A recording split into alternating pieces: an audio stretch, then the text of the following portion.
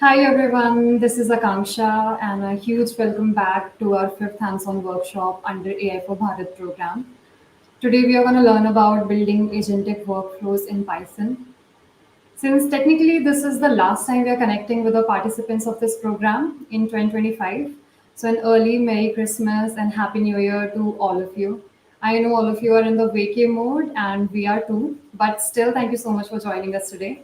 We are really glad to see your excitement of learning and upskilling in this program. For those who are new, AI for Bharat is a structured two-phase AI program exclusively for developers in India, completely focused on providing hands-on upskilling opportunities through curated workshops and challenges. So every week a new workshop goes live. To perform these hands-on workshops, you need the access to AWS Workshop Studio. And for that, you need to book your slot. So every week we give three options for slot booking, which is Tuesdays, Thursdays, and Saturdays, 4 to 7 p.m. Once you book your slot for a particular day, you get the access to AWS Workshop Studio for 48 hours, in which you can complete your hands-on lab and get one step closer to earning your certificate. After completing the lab, make sure that you post a technical blog on AWS Builder Center as well and submit the same on the program portal. And during this time, if you're stuck somewhere, you can simply watch the recording of the workshop on the dashboard, or you can reach out to our AWS experts on Discord channel. They are available on Tuesdays, Thursdays, and Saturdays from 4 to 7 p.m. to answer all your queries in real time. And for other times, you can expect a delay in response. The next workshop, which is workshop 6, that is the last workshop of the learning phase. And then we will move into the building phase of the program where we will announce the problem statements, and you can form a team of up to 4 with your friends, peers or colleagues and build solutions that solve a real world problem. For week 5, our Kiro Hero challenge is already live. For this week's challenge, your task is to build simple tool that understands your specific city or culture. It could be a slang translator, a street food recommender, or a local traffic estimator. Here you may face some constraints wherein you must rely on a custom context file, which is product.md, to teach Kiro about the local nuances. For those who are new, so every week we launch a new challenge where you have to build something using Kiro and submit two things on the platform. One is the GitHub repository with .kiro file. Second is a technical blog published around what you've actually built with supporting documents like code snippets on the program portal. And every week we announce three winners who win amazing swags like mechanical keyboard and mouse, Gabbit ring, and Mokobara backpack. As I mentioned earlier, this week's challenge is already live. Please start building and get one step closer to upskilling and winning amazing rewards. That's all about the program. Now, let's move on to today's session and welcome our speaker. Please join me in welcoming Ananya Roy, who's a developer advocate at AWS. Ananya, we are really excited to have you with us today. The stage is all yours. Thanks, Akansha, and hello everyone. I hope I'm audible properly. Can I get some thumbs up in the chats? Awesome. Awesome. Great. So, before we begin today's session and before I even start presenting my screen, I would like to know how many of you attended the previous workshop, which was about building very simple agent with Strands agent? If you have, just put a yes in the chat. If you haven't, put a no in the chat and we'll take it up from there. Okay, we are getting some yes, some no's. Okay, don't worry. Those who have not attended, we'll do a quick recap of the previous workshop where I talked to you about simple agents and how you can start it with Strands agent. And then we will jump on to building multi agent interactions. We'll also jump into agentic workflows, and then finally, how you can take your agents into production. With that, I'll start sharing my screen.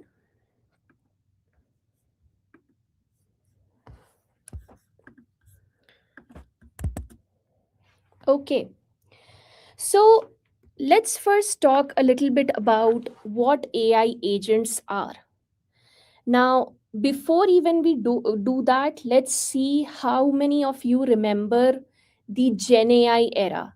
So at that time, we had only LLMs, which were talking about summarization, context retrieval. We were talking about information retrieval. We were talking about giving a very big chunk of paragraph and getting a question answered. So these were the era of Gen AI where we were talking to the LLMs and they were just talking back.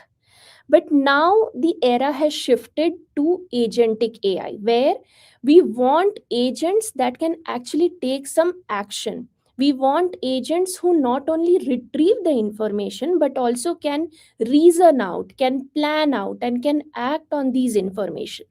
So that is an AI agent.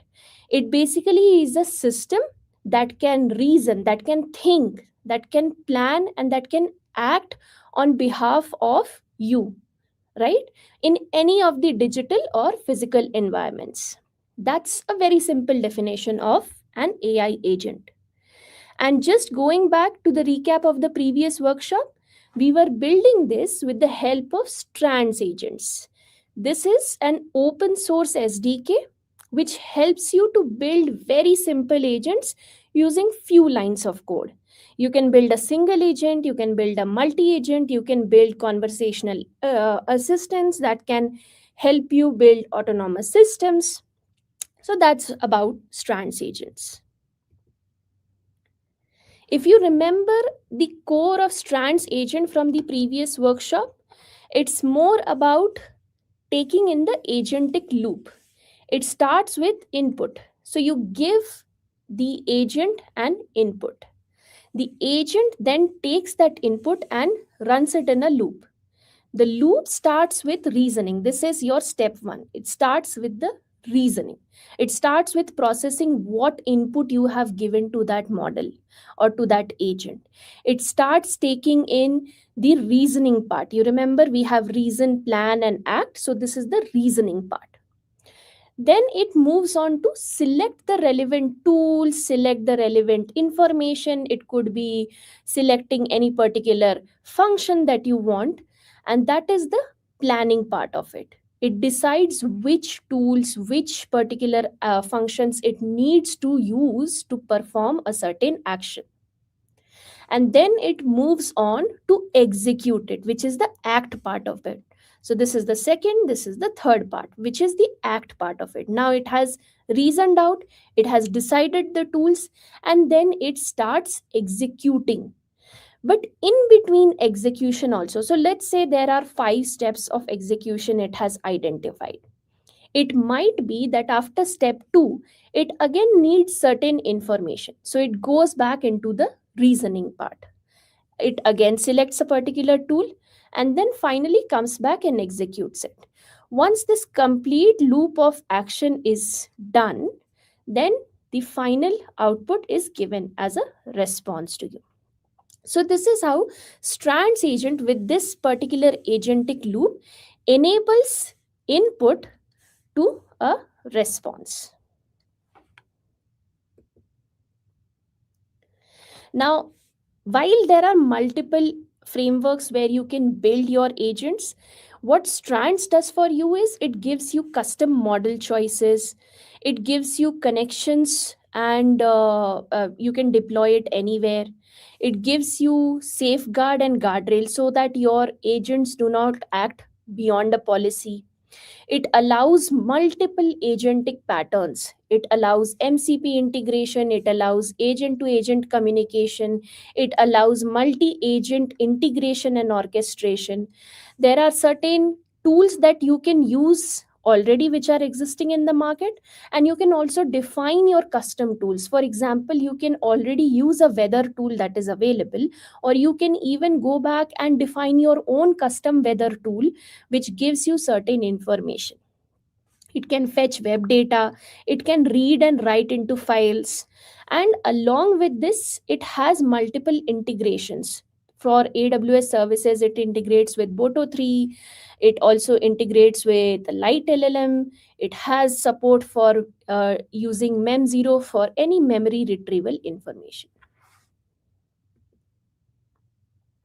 Now, this is a way where you create a very simple Strands agent. You just take in the library, you call the class, and then you instantiate a particular agent, and finally, you interact with the agent. This is a very simple interaction. And let's say when you are interacting with the agent, you ask for a recent information. So, for example, we have all gone through this loop where I ask, what is the date today? Or what is the weather like today? What is the weather like in Seattle today? If these kind of questions is what we are asking to a particular LLM, it does not have any information, or it will simply just respond that I do not have any context of the current information. That is where tools comes into place. With these Strands agents, you can configure the tools, and it can give you responses from current context also. So again, it's very simple. You start with invoking the Strands and the agent class. You add the tools, and here we are using the HTTP request. What the instantiation differentiation is, you take the agent, and in its function you ask it to invoke this HTTP request tools, right? Now what will happen is whenever you call this particular agent, it will start interacting with the web. Now, this is a very simple question I have asked it. Where is the International Space Station? Earlier, it would not have answered it. Now, it can answer it. Earlier, if you would have asked, what is the weather like today in India, in a particular city, it would not have answered it. But today, when you ask this question with the tools, it will be able to search the web and get you that information. Now, as I spoke earlier, there are different model choices you can use. You can use the inherent bedrock models, and these we have studied from workshop 1 and 2, how Amazon Bedrock gives you different model choices, how we have models from Amazon, how we have models from Anthropic and other model providers. And you can choose your own models along with Bedrock model in the Strands agents to use those models to give you a particular response. There is also support for external Light LLM, where you can use this Light LLM model and Light LLM framework to invoke any model of your choice.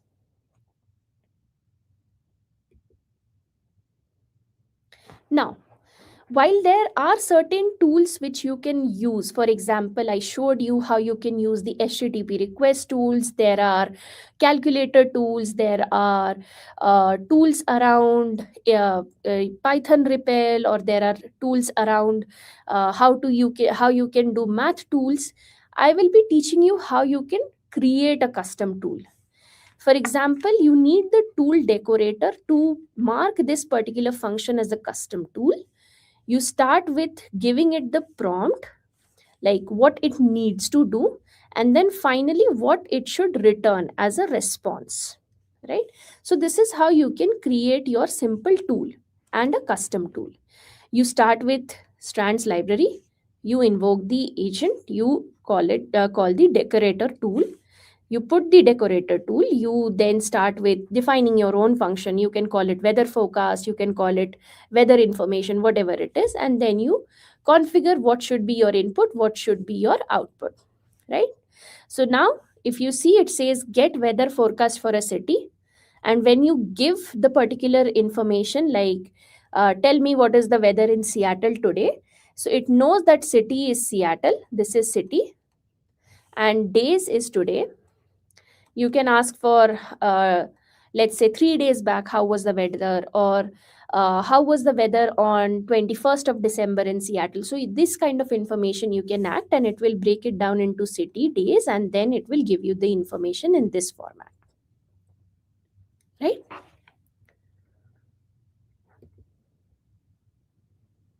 Okay. Once we have created our custom tools, we might also want to interact with multimodal models. We have interacted with text to text models in the previous one. Here we want to see how you can interact in a multimodal format. Here you can see we start with giving it a text like what you can see in this image. We can upload an image. So this is the path to image that I have given here. It reads and converts the image into bytes, and post that the image bytes plus the text is sent to this agent for giving you a response. It might say that this so for example, if I have an image of a pancake, it might say I can see a pancake in this image. If there's you in the picture, it will say I can see XYZ person. While it may not name you, it may say I can see a man or a woman in this image. So that is how you can do the multimodal prompting also. Moving on, we also talked about how the Strands agent can interact with different AWS services. It starts with Bedrock knowledge bases. For any RAG use case that you have, you might save your data into knowledge bases here. And once you have saved your data in knowledge bases, you can ask Strands to integrate with it and retrieve information from that. It also integrates with Bedrock guardrails. This is more from the security standpoint, where you might have certain security policies configured. You might want to redact PII information, for example, personal information like name, phone numbers. That is why you need to integrate with Bedrock guardrails and any other AWS support. So, for example, you might have Lambda, you might have DynamoDB, any other service that you are using, it can integrate with the help of Boto 3 support.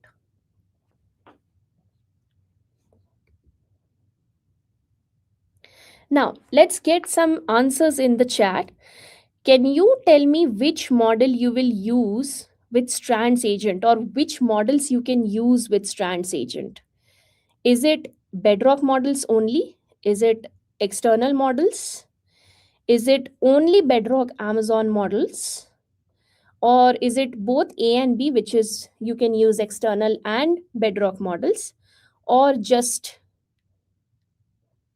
great. I'm getting some answers in the chat. D, yes. If you're saying A and B, that's correct. Only A is not. Awesome. Great. So yes, you can use both internal and external models. Internal models are the models available through Bedrock service, Amazon Bedrock service. And external models is if you already have an existing connection of OpenAI or any other Llama models, you can use those models too. Awesome.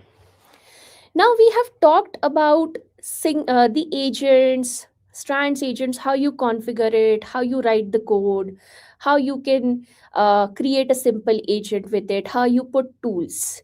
But let's also talk about the different frameworks it's supporting. To start with, it's MCP supported, it's also A2A supported. If you ask what's MCP, it's a very simple protocol that tells the agents how to connect with tools, data sources, or any other agents. It's going to be a very simple protocol telling the agents how to interact with the external and internal resources. That's it. That's model context protocol. You are basically providing context or basically providing protocols to the agent for it to communicate with the other data sources, tools, or agents. Now, here you see this is life without MCP, where you might have n number of tools in your local. You might be interacting with web applications, you might be interacting with AI apps and other things. And that when you are interacting with your ID, you might have to maintain every unique API. You might have to remember manual configurations for each and every tool and resource that you are using. So that's the life without MCP. But when you add MCP, it gives the model context. It allows the IDE to remember the context of having a unified protocol to communicate with each of the tools and resources that you are using. Now, here you won't have to do configurations manually every time.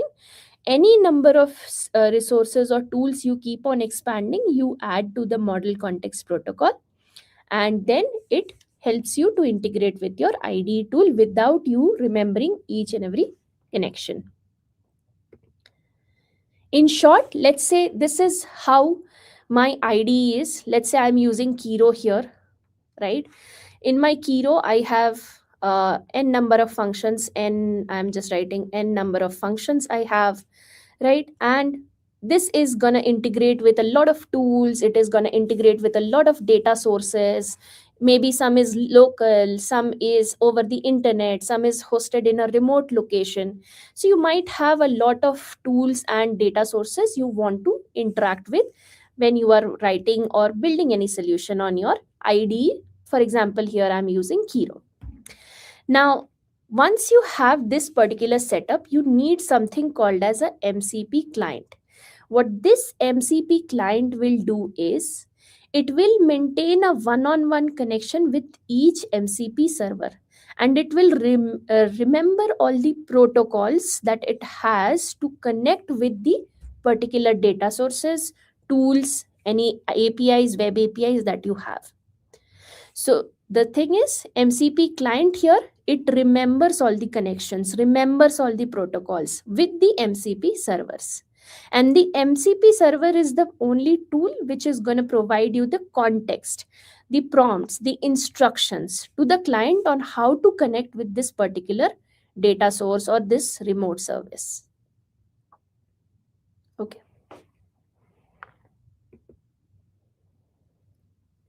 Now, to use MCP with Strands agents, you need only two steps. First is you create a server, or you use any existing server by invoking it. Here I will start with creating the service. So quickly I add the library MCP. From that I call the fast MCP server. I instantiate the server by naming my server as calculator server. I give it a description that this server is gonna add two numbers together, and you can expand any number of tools that you want to add to this. You might want to subtract, you might want to multiply, but here I am showing a very simple example of adding two numbers together. You give it this description, and then you define what this particular server is gonna do. It adds two numbers, right? And then you run this using Streamable. Once your MCP server is created, you move on to using this MCP server directly from your Strands agents. And how you can use that? You use the streamable HTTP client method to actually use and invoke these agents. Again, very simple. I call the MCP library. I start with streamable HTTP function here so that I can invoke this particular function. And then what happens here in this particular block is I am instantiating the MCP client to always call this particular host from my local host, which is running on 8000 port, right? Here is the actual invocation that is happening. I am assigning the tool as this particular list of tools which is available with my streamable HTTP MCP client, and from my agent I'm calling these tools. Just tools equals to tools gives me the it assigns the tools basically to my agent. And then I can ask any question. I can ask, what is 16 times 16? What is 4 plus 5? Since I have done the addition here, when I ask a question, what is 16 times 16? It will not give me an answer. It might throw an error. But if I say, what is 16 plus 16? Or if I say, what is 16 plus 3 plus 2? So it will give me an answer here because it is adding in the calculator function.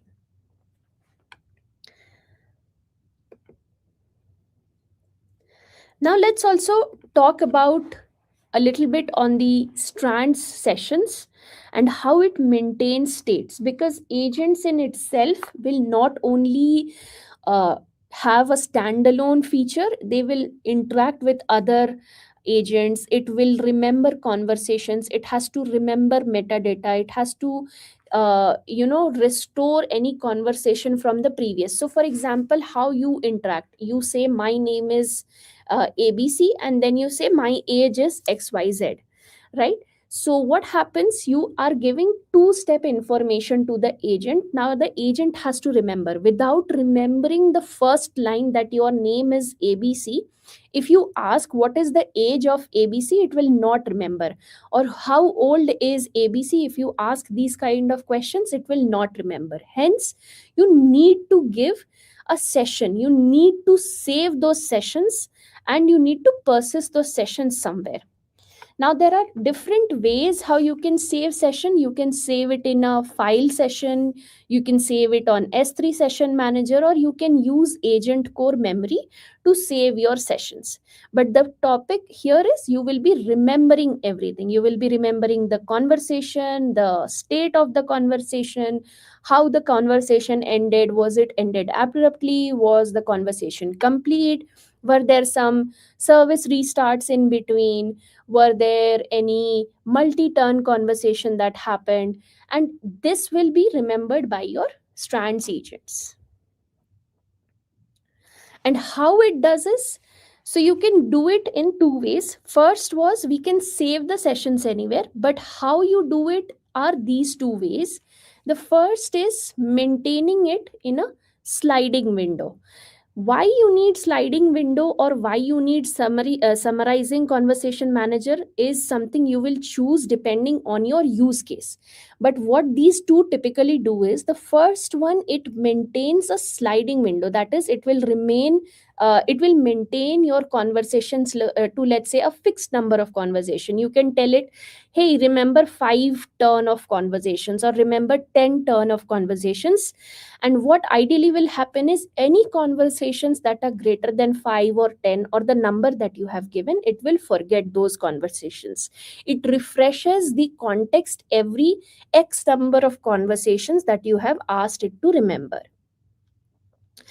And in the summarizing conversation manager, you can tell it to remember XYZ conversations, and then you can say, till the XYZ conversation, summarize everything. So for example, if I say summarize 30% of the conversation when I reach more than 80 conversations. So what it will do is, it will remember that every 80 conversation, as soon as that loop happens, it will summarize the first 30% of that conversation. The 24 summaries of 24 conversations will be summarized, and the remaining it will remember as is. So this is the difference between the sliding window and the summarizing conversation manager. Now, note, in sliding window, you are forgetting the previous conversations up to a fixed number of conversations. Whereas in summarizing conversation manager, you will remember up to a particular text, and then you will summarize the remaining that has come before those particular conversations.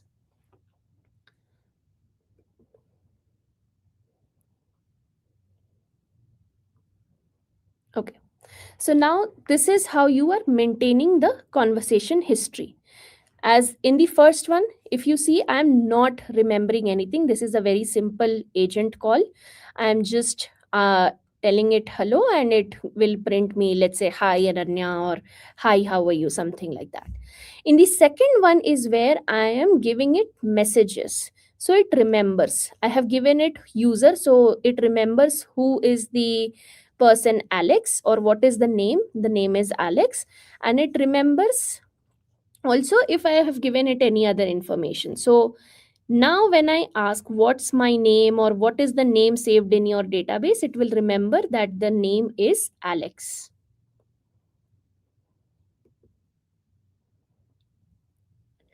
In the conversation managers, we talked about two, starting with the sliding window conversation. As I told you, any fixed number of messages you can ask it to remember in its memory.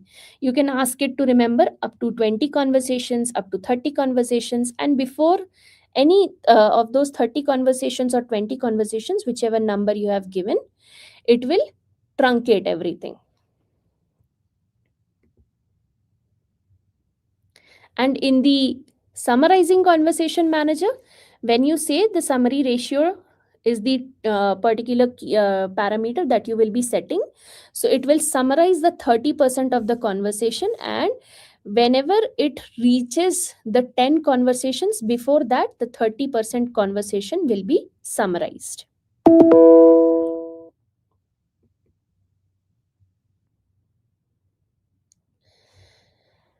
Now, talking about hooks a little bit. So, hooks are mechanisms using which you can modify a agent's behavior. So, even when we are providing conversation history to a agent to take a particular action in the next step, we are going to modify its behavior. If we have a tool, and let's say we are asking it to use that tool before it calls another tool, that is also modifying its behavior, right?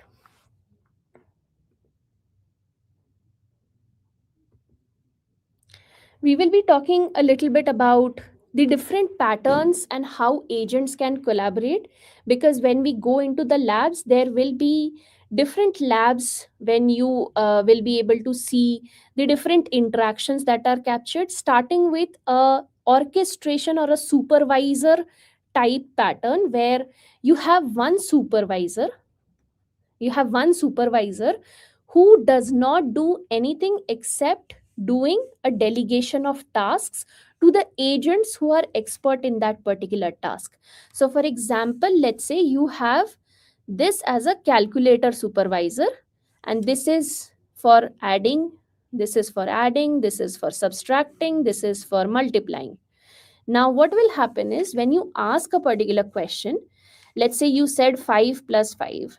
So, what will happen is it goes into this particular supervisor. The supervisor breaks down the task, what it has to do, and then it asks the question, who is an expert for this? Since there was a plus sign, it will delegate to the first one.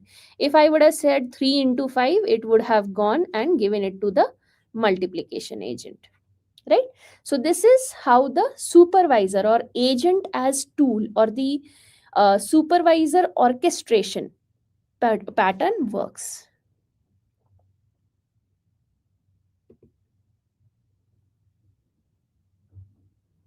Now coming into a little more hierarchical format, where you might have multiple supervisors, you might have multiple agents. There could be a division, logical division between the different types of agents in particular dependencies. So what happens, let me give you with an example here. This is a hierarchical agent, or what we call as the dependency type agent pattern. It is going to be sequenced. There could be certain spaces where we can run information in a sequence manner, and there could be tasks which can be divided and given to different supervisors for acting at a different time.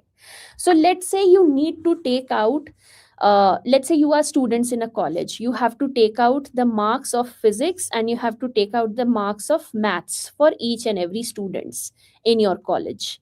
So what happens when you give this particular task to this planner? It breaks it down. It knows, okay, physics is my department A, maths is my department B. So what I ideally have to do is I have to give these subtasks to different supervisors.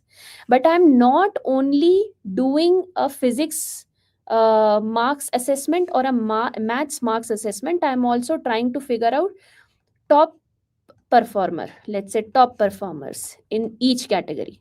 So what will happen here is, first my task is broken down. First it breaks down physics or maths, then it breaks down into what kind of action I need to do, and then the subtasks are given to two or three different supervisors depending on how many tasks you have given it.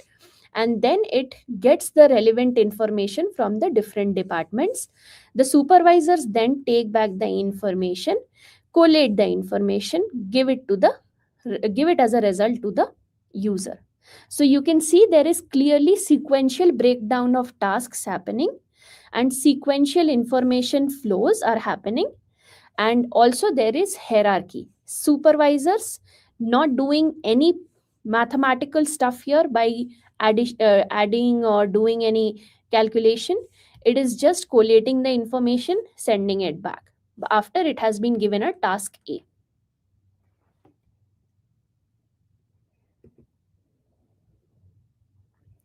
Now, in peer to peer agents, what happens is there is a network of agents that are aligned. So you can see agent A, B, C, D, E, F.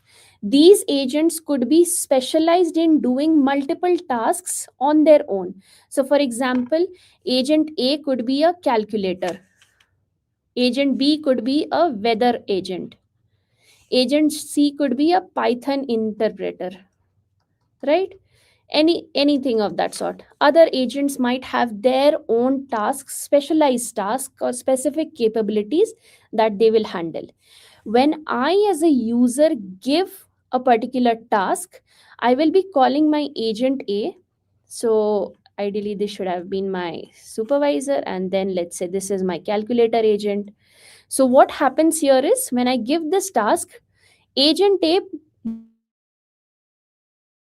a specialized particular agent for doing weather information, any particular thing on Python interpreters. I need to do any coding or I need to invoke a Python interpreter to run a particular program, I would be calling agent D. Anything on calculations, I would call my agent D. So this is how a network of agents is built. So this is the graph model of agent or peer to peer calling of agents.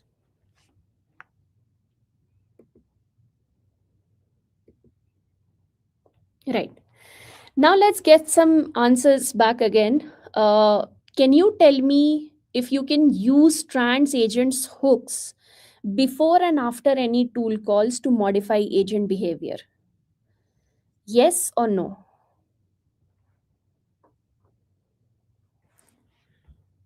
Awesome. Keep the answers coming. Can you use tools to modify Strands agent behavior? Yes or no?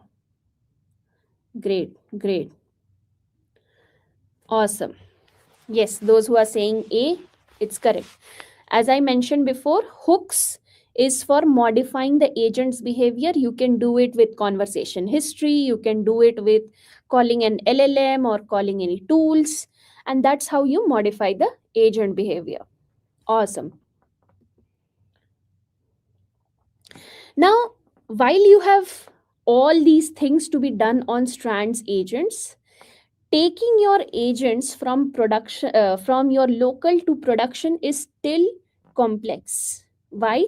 Because you have to maintain and securely execute agent codes. You might have to remember past interactions, and while it is good to have it in the agent memory, there should be other scalable ways how you remember past interactions and learning. You also need to control who accesses or interacts with these agents in your production. You cannot allow any user to interact with these agents. You also need different tools. In the complex workflows, you might have different tools for different use cases. You might have distributed agents for in different geographies to execute any particular action. How do you communicate? You need to connect custom tools, and in the production you might have your custom tools, you might have inbuilt tools, you might use third party tools, you might use distributed resources. So how do you connect everything? And then finally, once you have all these, how do you audit or how do you maintain the sanity of the solution? How do you maintain the interaction traces? How do you observe each and every traction that is happening? Right? So this is the complex things that you might have to do in production, and there is a better way to do this.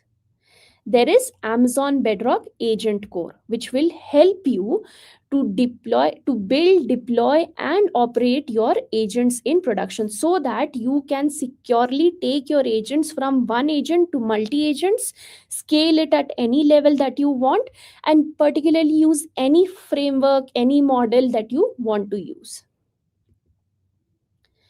Now, I'll not bore you with these slides anymore, but ideally this might look a little scary, where you are seeing agent core has runtime, it has gateway, it has memory, it has observability.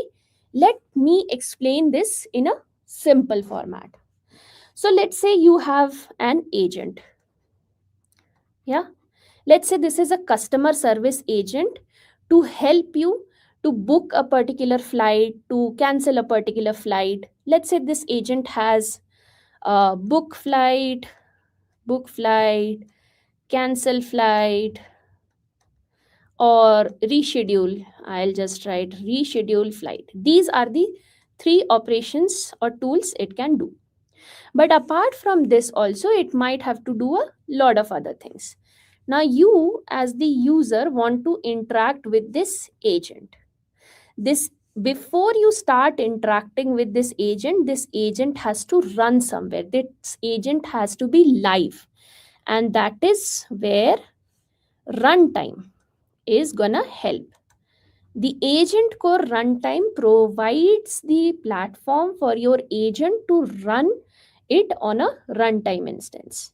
Now, this is a scalable runtime. You can run any number of agents, but ideally I'm showing you with a single agent example. Now, once you have your runtime, you cannot allow any particular person or any particular tool to start interacting with this agent. It could be you as user, this could be you as user, or there could be another bot, right? There could be another agent that wants to use this particular tool. Now, you cannot allow anyone to interact with this. So to secure this, you have something called as identity. Now, this agent core identity, Amazon Bedrock agent core identity, internally calls Cognito to manage any users and authenticate them before they start interacting with the agent.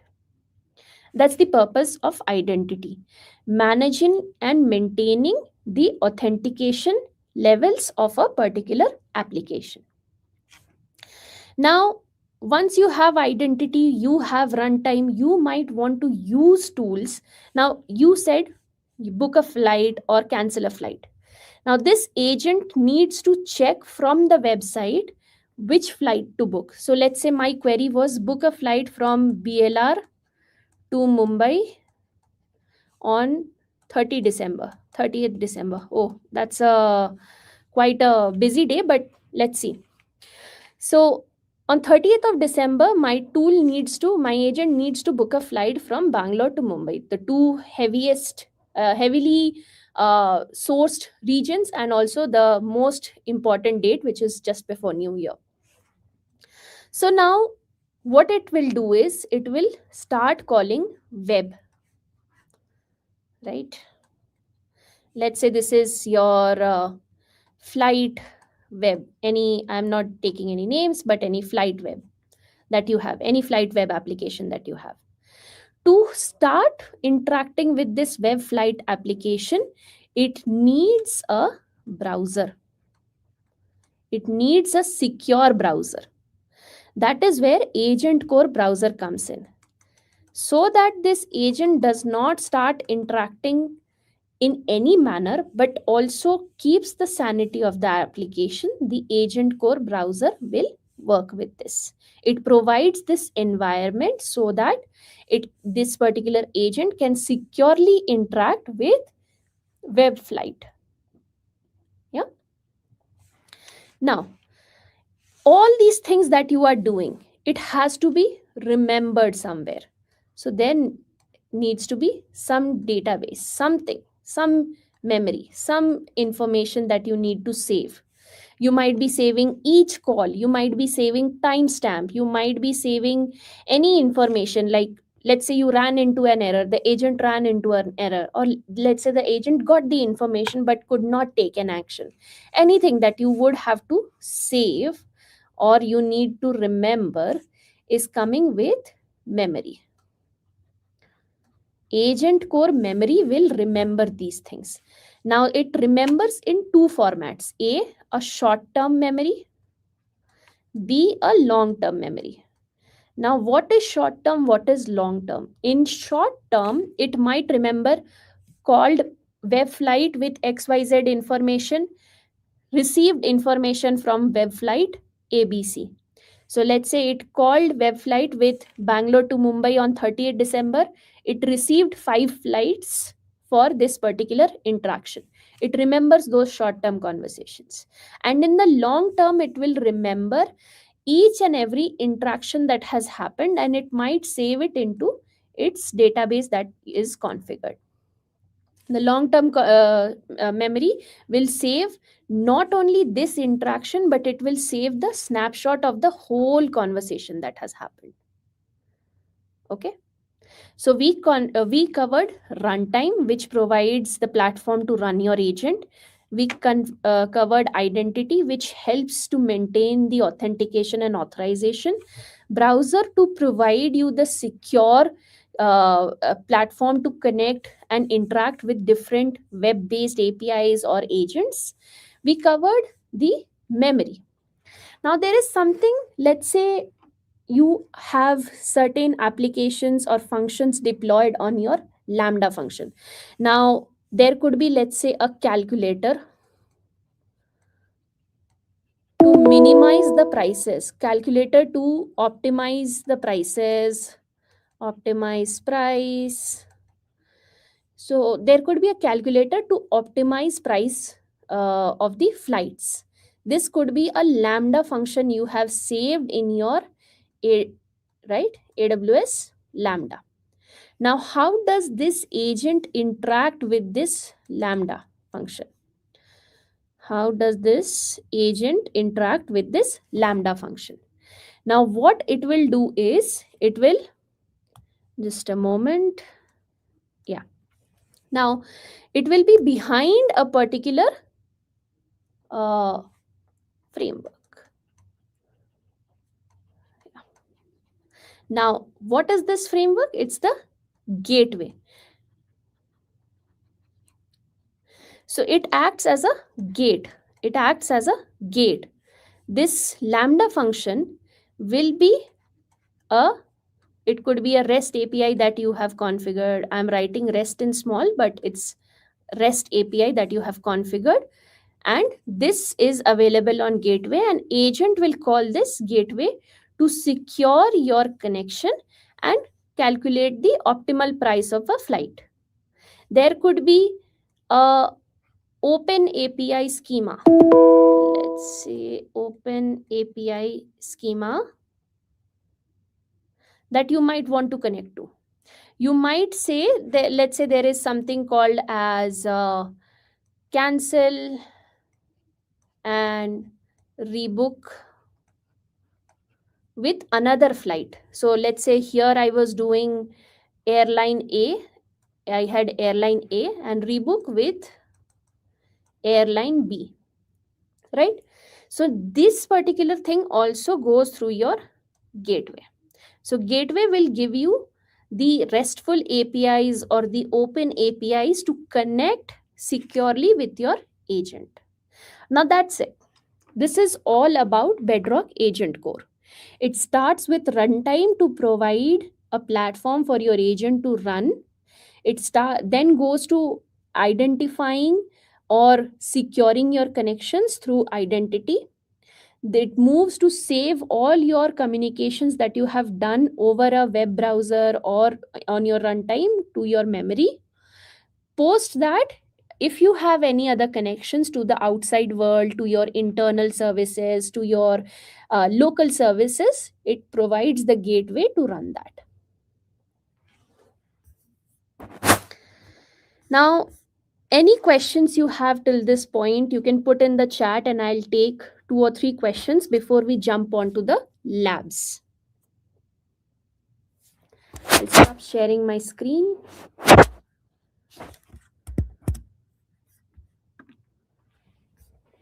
Any questions anyone has, or any confusion that you might want to uh, address?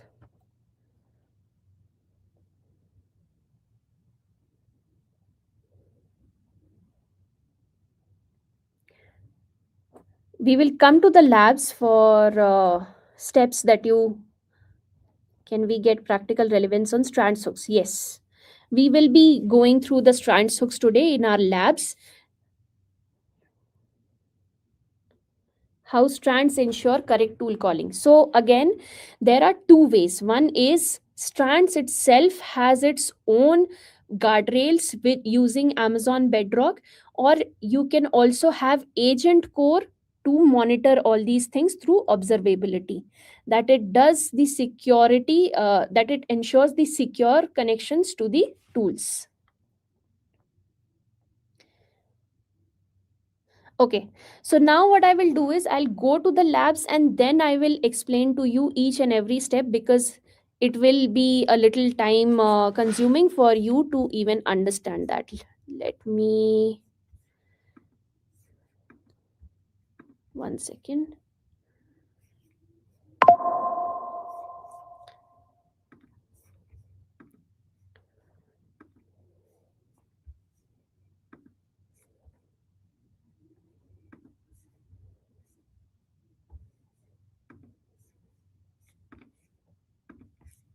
Okay.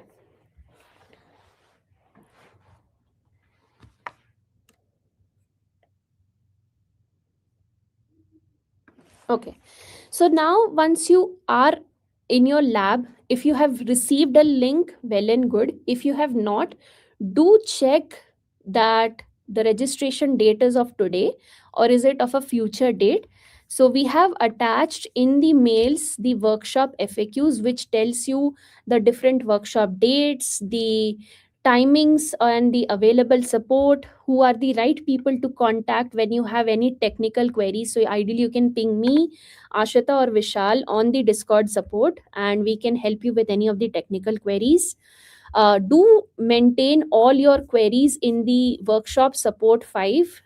You can check the link here in the FAQ document. There are additional FAQs like what to do if I want to switch into local environment, what to do if I am not getting a link, how do I check if I have registered for the events. These basic practices will be present here. You can go through the FAQ document after this and you can ensure that you are on the right page. Along with this, you would have gotten a workshop studio guidelines. Now this is very specific to your workshop 5, because it will tell you how to set up your account, how to log in, what are the things you should take care of when you are doing the workshop. For example, if you face any issues, multiple issues, let's say the lab crashes or it's slowing down the interactions, how you can switch to your local environment, how to run the notebooks in your local server, any best practices around that. Plus, there might be certain things which you need to configure. For example, when you start with model catalog, you might have to fill in a use case or a submit you have to submit a use case detail to start using the model. Those kind of very keen or specific information are given in the workshop guidelines. So do make sure you follow these before you start the workshop actually. And the most important thing to remember is, please do not delete any service, any policy, because even after the workshop is completed, after 48 hours from the workshop that is live, all the things are automatically cleaned. And since you and your teammate might be working in the same workshop, do not clean up anything, leave it as it is. Do complete your own workshops, submit your documents as per the submission guidelines, and that's it. You don't need to clean anything. Plus, in the workshop guidelines document specific to certain labs, certain recommendations have been given. You might want to follow those things also. I'll walk you through them in the live workshop now, but you should also go through the guidelines to remember these things when you're actually doing the workshop. Okay, coming back to the workshop. When you log in for the first time using your builder id to this, pardon me, builder id to this, you will land at this particular stage where you are able to see the event information. Now don't focus on this event information because this is my environment, so I am able to see in this particular format. You will be seeing building agentic workflows in Python, your duration of 48 hours, the start time and the end time configured, the regions in which these services are applicable, and other things relevant to your workshop. You also will be able to access your AWS console from here. You will get the credentials through which you can configure access in your local. So people who want to do this particular workshop in their local, they can go and use these particular credentials by configuring them in the AWS configure or directly in the environment files. Okay. Now, very important to note, you will get a username and password here in the workshop in the events output. When you click on the URL, you will be redirected to enter the password, and you will be landed to your workshop code server. This is the environment where you will be doing most of your labs. If you face any frequent crashes, you can download this, you can zip these files, you can download this and continue with the lab in your local after configuring the credentials in the environment. Coming back, there are 8 to 9 modules in this workshop. However, we will be going through the key modules today, and also the modules that are very much required for you to understand the different things about Strands agents and also Bedrock Agent Core. The first is, of course, the basics about setting up your environment. You need to start with accessing the code server, and as I mentioned, you can start with the URL, you can start with entering the password, and then you can begin with your workshop. Configuring themes and other things, how you do it in your local VS Code, you will be doing the same things. Then the most important thing is connecting with your Bedrock, and also allowing the anthropic models that you will be using, anthropic and Nova models that you will be using in the upcoming workshop modules. So do follow these steps and configure as is. As I mentioned, you might get a particular pop-up saying how to or what submit use case you need to do. For that, follow the guidelines, take in the inputs from the guidelines which have been set here, and you can enter those information directly and configure your use case. Okay. Once you have done setting up your code server and your Bedrock access, then you start with setting up the SDK, Strands SDK in your VS Code. You quickly go, you start a new terminal, and you follow these steps exactly as is. You start with installing the Python version, latest Python version, and you install the UVCon to run these, and finally setting up your Python virtual environment with the respective requirements, and then you activate them.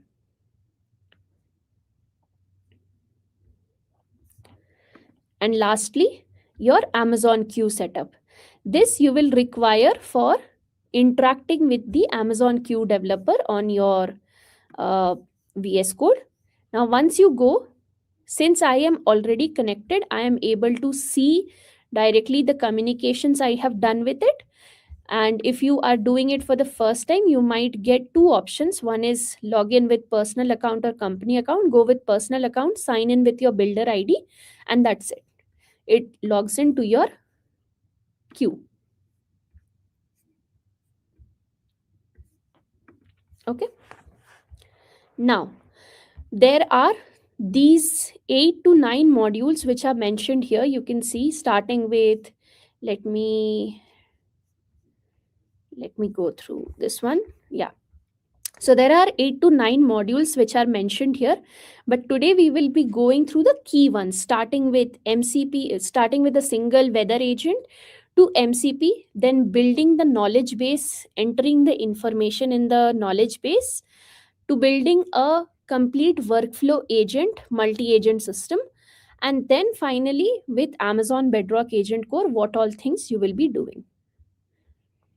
So, starting with a very basic workshop of a weather agent, if you have attended the previous workshop on Strands Agent, you must have gone through this workshop. If you have and you are confident enough, you can skip this and you can go ahead and build the multi agent and the knowledge base workflows with this. If you are not confident, or if you have not attended the previous one, you can start with this, where you start with a very beginner level agent. It's a single agent configuration. And in the overview, you can see the tool we will be using is HTTP request. It's a single type agent, and you can interact either through CLI or through the Python file that is mentioned here. Now, it starts with explaining how to create the weather agents, what all codes you will be seeing. All this you can see directly in your lab here. In your lab, you will be seeing different folders, the folder structures. You can start with the Strands weather agent example, the weather forecaster. Now, this is the single agent, simple agent that you will be using. We are using the Bedrock model for this to call the weather API. Yeah. And then you can simply run this particular workshop. Now, there are steps how you can run it, written in detail from the sample queries. So you start with running the labs as is. You can try these sample queries. For example, what's the weather like in Seattle, or what's the weather like in Bangalore today, what's the weather like in Mumbai today, or any particular questions on the weather, when is it gonna rain, or some other questions around this particular weather agent. It's a very simple agent. You can start with that.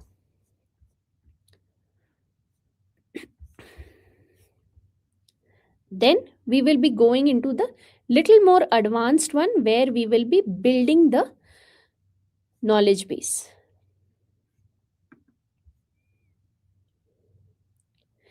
Don't worry if you are getting any timeout error, just hold on. First, go through this workshop, how you need to run it, because there would be certain things that I will be talking about, the best practices, how you access it. So, you might need to know all these guidelines before you actually start doing the hands on workshop. Now, the first one was where we built a particular weather agent, a simple agent. The next is where we will be building a knowledge base within Amazon Bedrock and asking Strands to interact with that particular knowledge base. There are two options. The first one, starting where you can create Amazon Bedrock in the AWS console. So you can go to your AWS console here.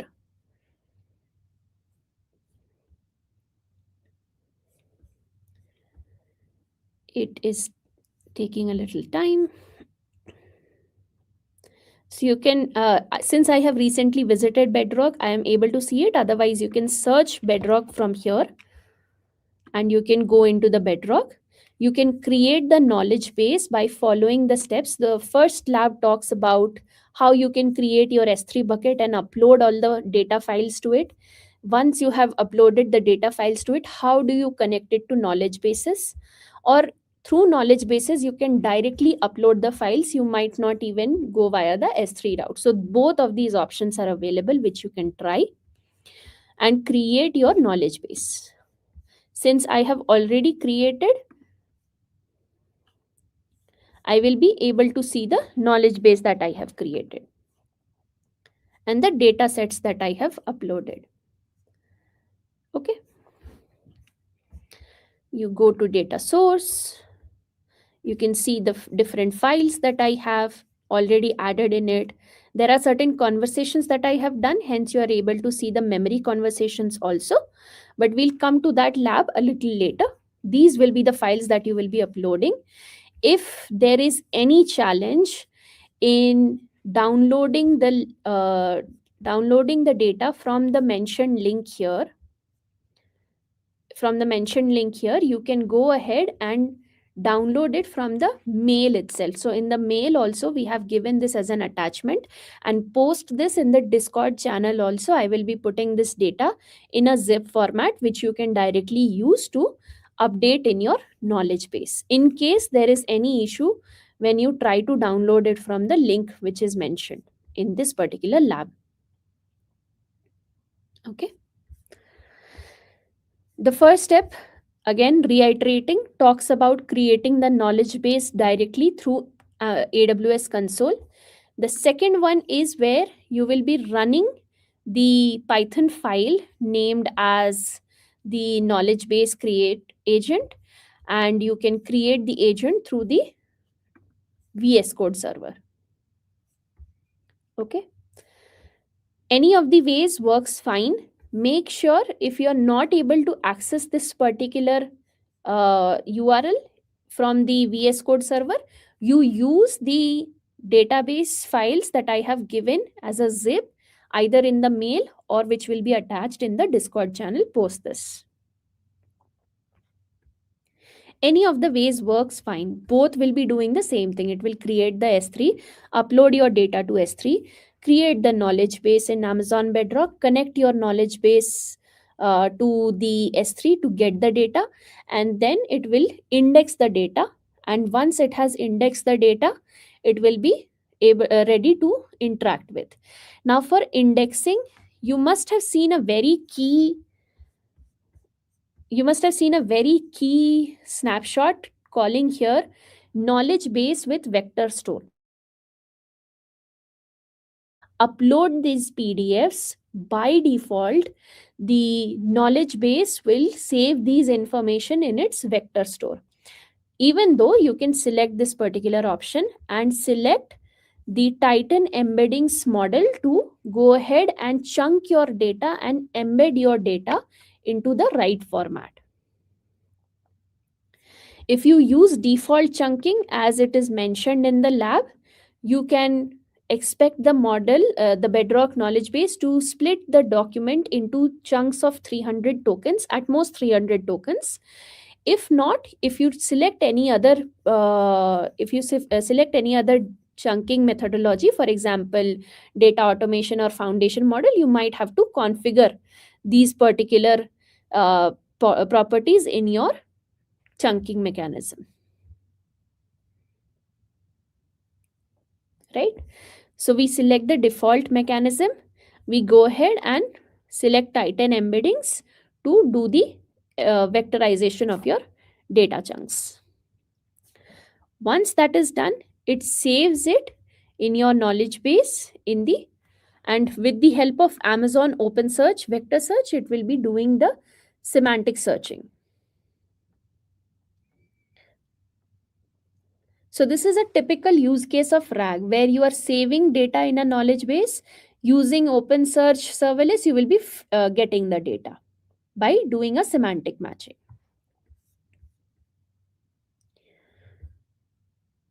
Okay. Now, once your data is ready, go ahead and test it with the knowledge base agent test file. So this is again a single agent, but here it has a decision flow, like which particular information to retrieve. So there are 5 to 6 files and it will understand which particular data to retrieve. If you are asking a question about dog, it will respond about dog. If you are asking a question about cat, it will respond about cats. So that is the decision workflow happening in the backend. Right? You can see when you give it a query, it understands the intent. Based on the intent, it will define which particular data to call, data source to call, and then from that source data it will retrieve the information. It will use the LLM to further refine the response, and it will give you the answer. It will save all these information in the memory, so that in the later conversations or the multi-turn conversations that you might be having, it remembers each and every action that has been taken, or each and every step that has been taken.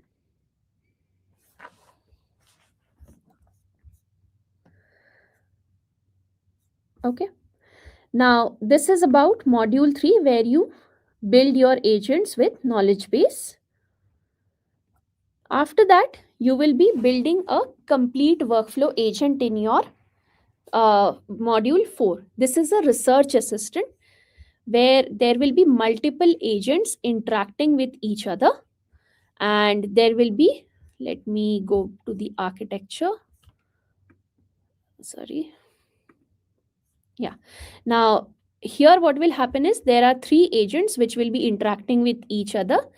The first is the sequential model, which I talked about earlier, the orchestrator and the sequential, where you will be starting with with writing a prompt. The prompt goes to your researcher agent. The researcher agent gathers information from the web. It will gather a lot of information from the web, depending on what kind of query you have given it. You might ask it to gather the Fortune 500 companies. You might ask it to gather information on a particular diabetes condition, any other research that you might want to do. You give it.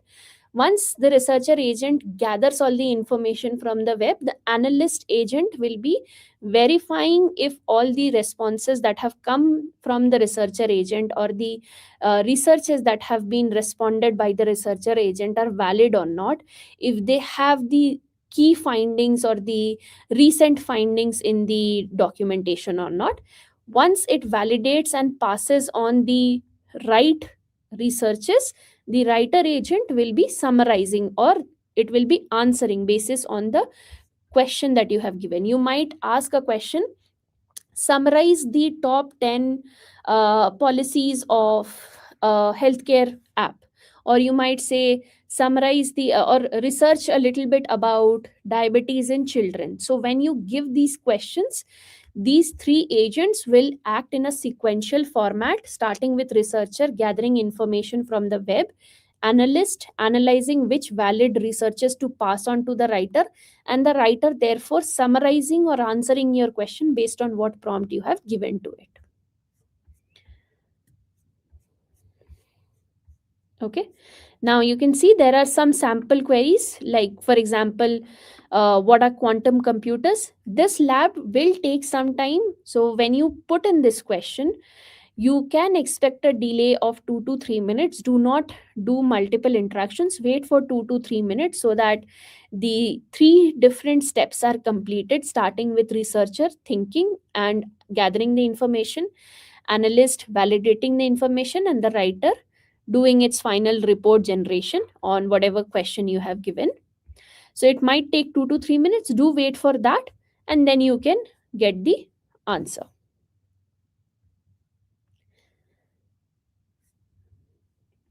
If you get any particular error, for example, sometimes it might happen that the response might end prematurely due to any error occurred, then you can try a different request, or you can stop the server and restart that particular function again and try the same request again if you get this particular error.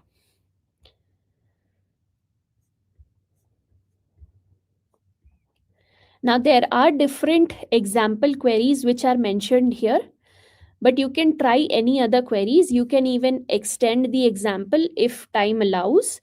For example, you can add a feedback loop. You can say, once you have done this question about what are quantum computers, and it has responded on this particular information, you can ask it, hey, I didn't want anything on quantum mechanics and utilization, can you refine it further?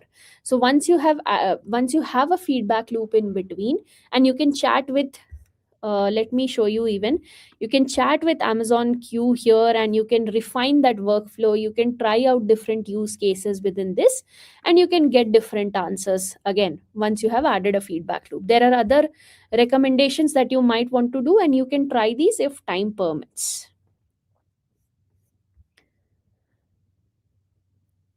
Another interesting use case that you should go through in this particular lab is building a meta agent. Now, what is a meta agent? You are basically asking a tool to create another tool at a dynamic way, in a dynamic way, right?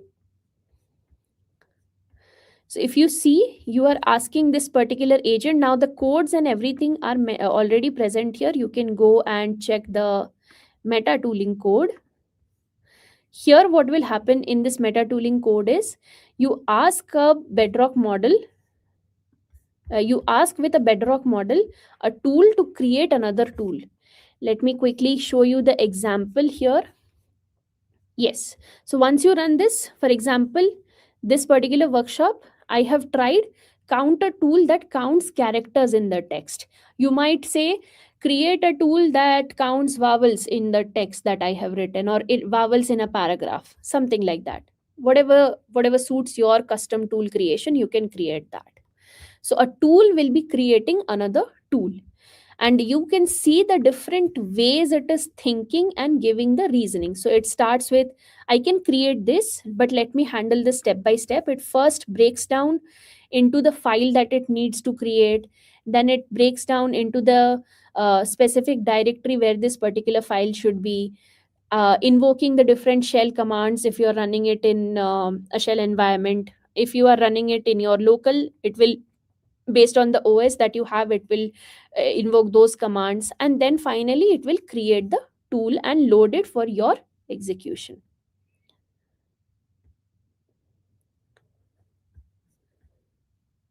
Okay, I can see in the chat that you are still asking about the gateway errors and the timeout errors. Please hold on. Once we complete this workshop, then I can address all these errors or issues, and the best practices will come through as I explain the workshops. Okay.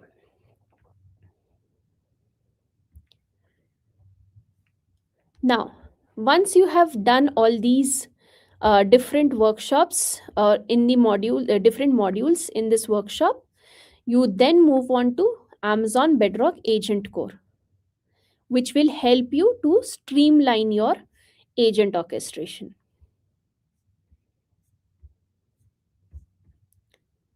Okay. Now, you have seen this diagram before also, and I have explained the different components of Amazon Bedrock Agent Core. And again, going into the simplicities, Agent Core Runtime is going to provide you the secure and serverless platform for you to dynamically run your agents. Okay.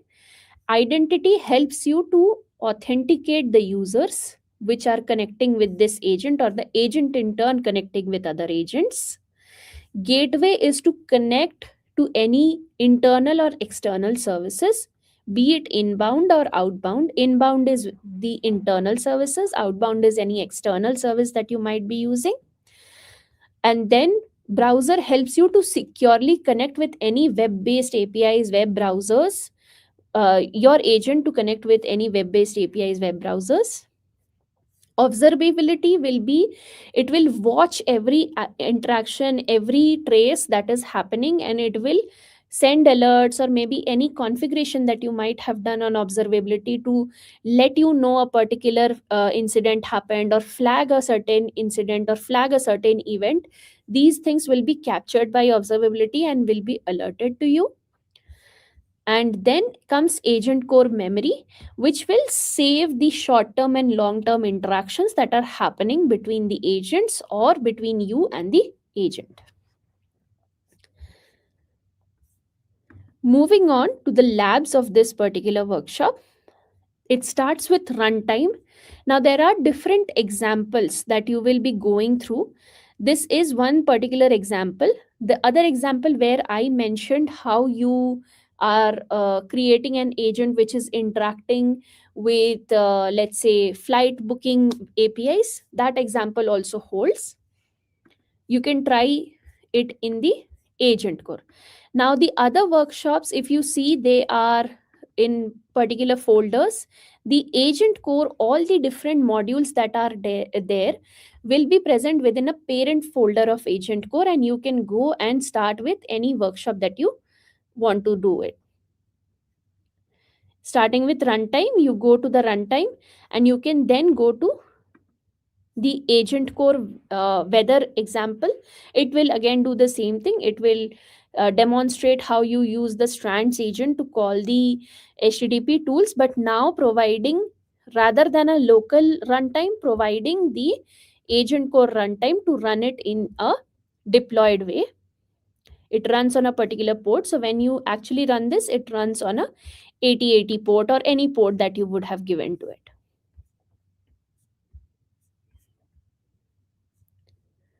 Okay, that's the first lab.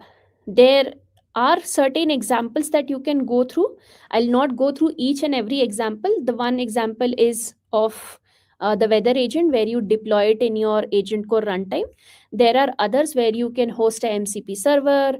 You can in fact connect with the Bedrock via the agent core Bedrock runtime. So there are different examples that you can run, and these can be optional, but do try out the first one so that you get an example of how you can do a runtime hosting. The second lab that you should be going through is again the identity. As I mentioned, this is for configuring access to the application, and how the authentication and authorization are mentored here. Coming to the labs, so there are two ways. The first goes via the inbound authentication. This will connect to your Bedrock model. It will show you an example how you connect to your Bedrock model using your inbound authentication. And the second one is your outbound authentication. So for this, what you will have to do is you will have to create an OpenAI account, pardon me, OpenAI account. You would need to gather the OpenAI keys, and those you can configure in your agent to connect the external OpenAI model. If you want, you can try this, or else you can go with the inbound one just to see how the authentication mechanisms work.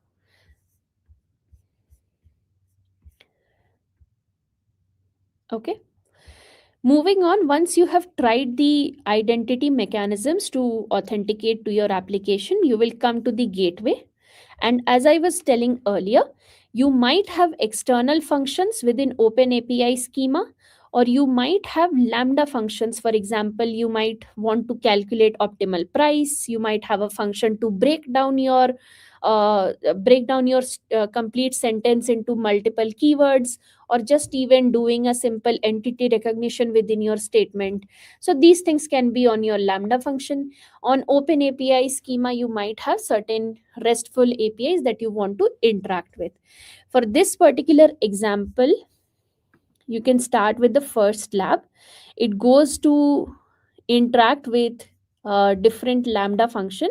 Here the Lambda handler is created, and you can check your order status, and you can update your order status with this particular Lambda function. That is the first tool. So every code will be created, a instance has been created to instance of an order has been already created, where you can go and fetch the data using the Lambda function. And you can also update the order details or the order status successfully. The second one is where you will interact with open APIs. And someone had in the chat before what open API specifications are. They are RESTful APIs to which you can connect.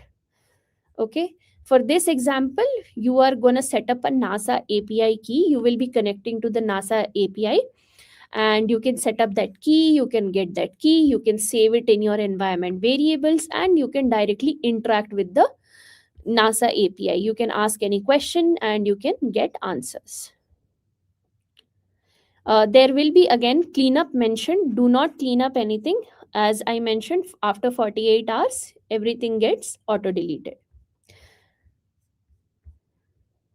Okay, so again, recapping the two ways. The first one is Lambda, where ID and order is already created. You just need to search the order status and you can update the order details. And the second one is to connect to an open API and interact with that open API. Moving on to the agent core memory. Now, I already mentioned it it maintains both short term and long term memory. In the short term, it will be interacting and remembering the latest conversations, let's say up to 10 conversations or up to 5 conversations that you have mentioned. And then in the long term, it might remember the whole summary of the conversation. It might remember the user preferences. For example, you might say, my name is Ananya and I like blue color. So tomorrow when I say suggest me a top, it will suggest me blue colored tops because it remembers those preferences. So these are how the short term and long term memory can be configured. To the labs, again, you can go ahead and experiment with the labs. It starts with the short term memory where you will say, I am having trouble with my order. Can you help me with the order? Can you help me with the status? In the long term memory, it will maintain all the instances that you have gone through.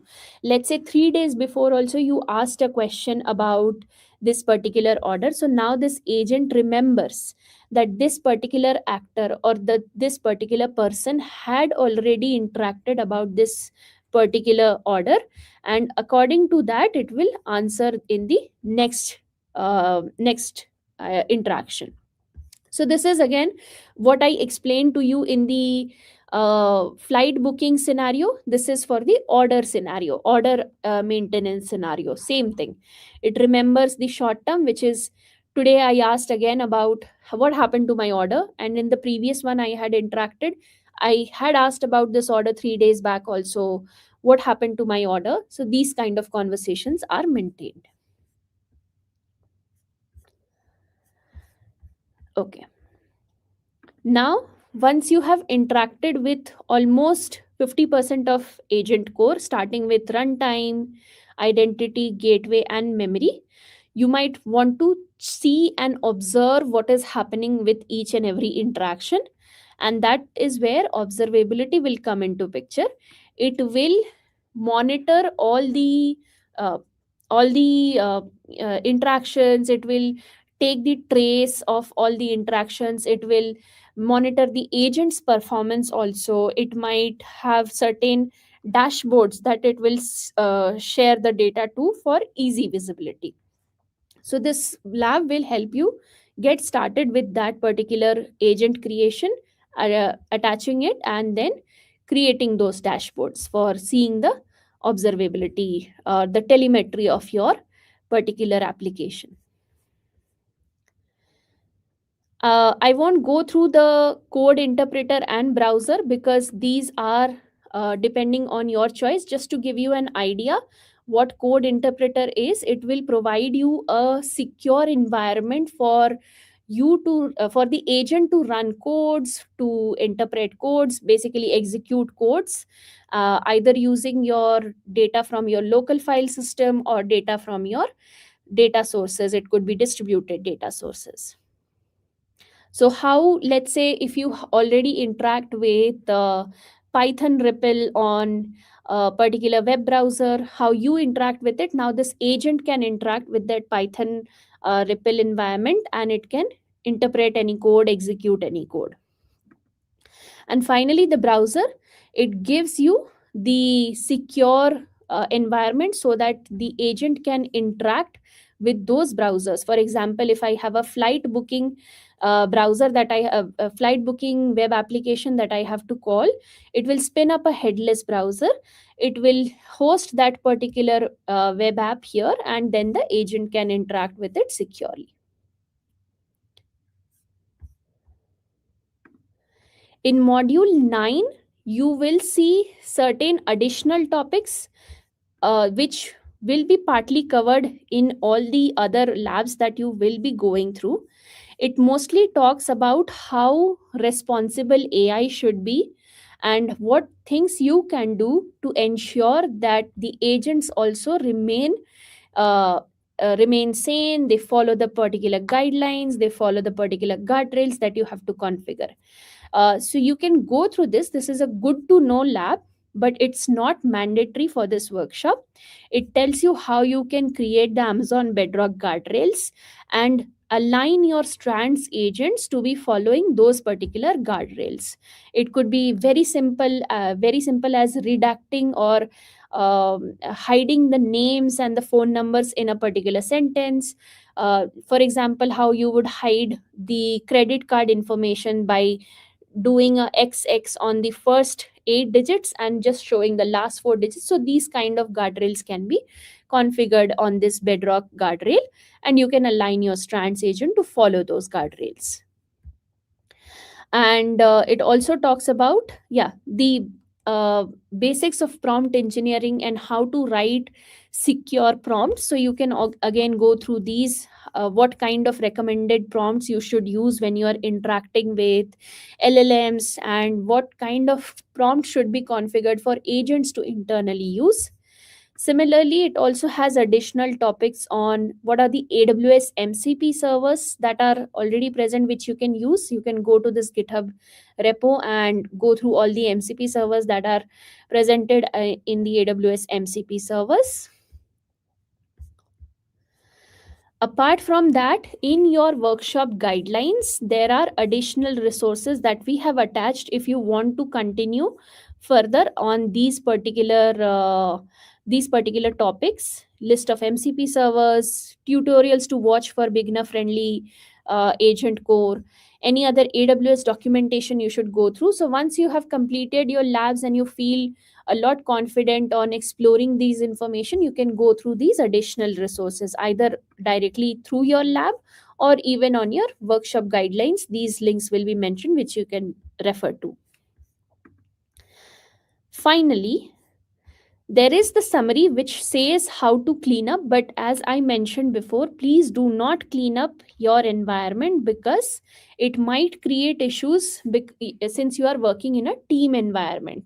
While you don't have to interact with your team members will be interacting with this environment, or people will be interacting with this environment, and to keep them secure and to keep them working, do not clean up any of the resources that have been shown here. You can proceed as is, complete your labs, and you can submit the screenshots of your labs that you have completed without going through the deletion of these steps. And that's it. That concludes my workshop.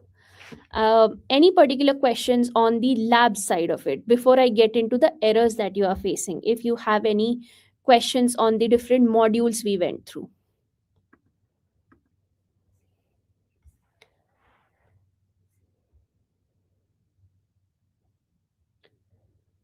Yes, you can use local VS Code. If this link does not work, make sure you go into your VS Code browser, you zip all the codes, you download it, and then you can use the same zip in your local to interact with the different files. Remember, configure your AWS credentials, and that step also has been mentioned, how you can get the AWS credentials and connect with your local, so you can perform the labs in your local also. So which labs and modules to perform? Ideally, you should go through all the labs for your understanding. However, for the submissions, you need to go through lab 3 and 8.2.1 at least to submit it. So you should do module 3, which is the multi-agent, and also you should go through the agent core to submit these submissions. Mandatory again, as I mentioned, the labs which are shown here, the modules which are shown here are all mandatory from an understanding perspective. You can go through the labs which you are confident enough to begin with, and I would urge you to go through all the labs to understand the different nuances of Strands agents and Bedrock Agent Core. Okay, now that we have completed this workshop, I'll quickly go back and let's get on with some quizzes. I'll discard. Okay, not able to log into the labs. Is it a particular, is it because you don't have the access code, Sandeep, or is it because of some other access issue?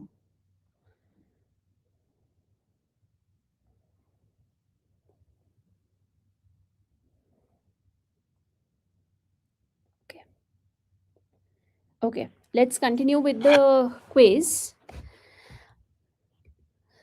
So if I can get in the chat, people, the answer of this question, which agent core type will you use for authorizing the customers? Is it observability, identity, runtime, or memory?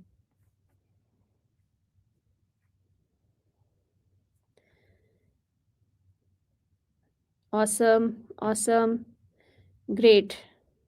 Identity, yes, correct.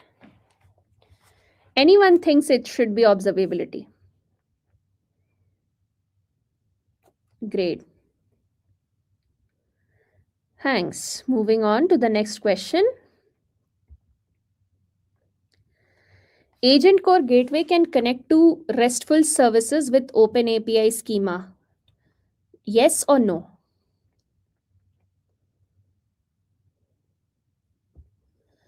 Can Agent Core Gateway connect to Open API schema?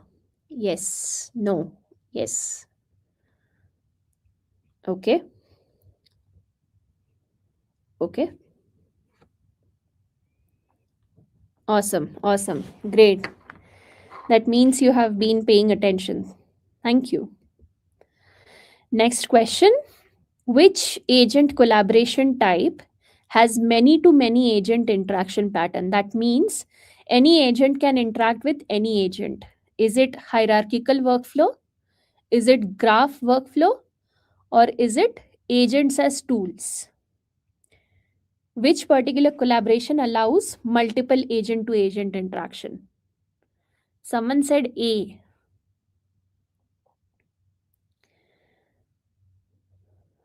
Okay, okay, yes, graph. Amazing, amazing. So yes, people who mentioned graph, they are correct, because in that particular collaboration type, you can interact with any agent to agent.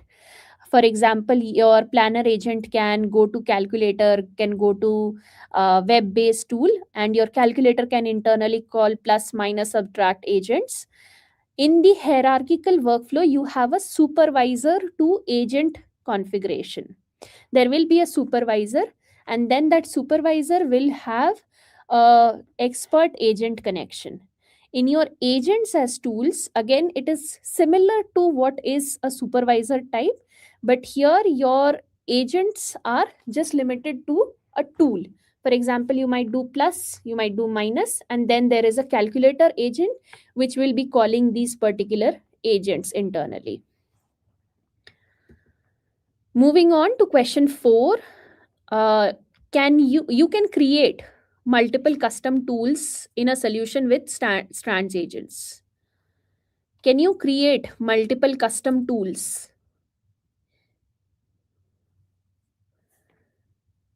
Yes. Okay. Okay. Sandeep, I'll come back to you. Don't worry. If your query is not answered here, I will get to you on Discord and solve your question.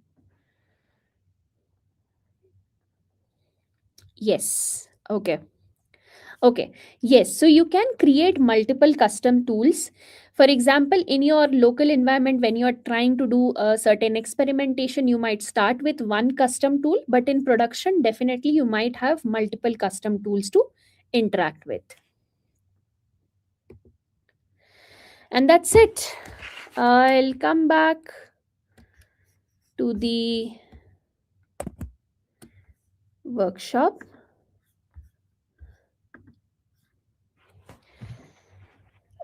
Any questions before I hand it over to Akansha? For 504 error, if you have any issues, I'll be solving it on Discord. But do one thing first, you should reconnect to your workshop and then check if your particular particular web server or particular gateway timeout error. Yeah. So if your VS Code server, you have put in the right credentials, the link is active, and second, the cloud formation has been deployed. It might be that it is getting deployed as we speak, hence, it might take some time. So try after some time. If not, I will be there on Discord to help you.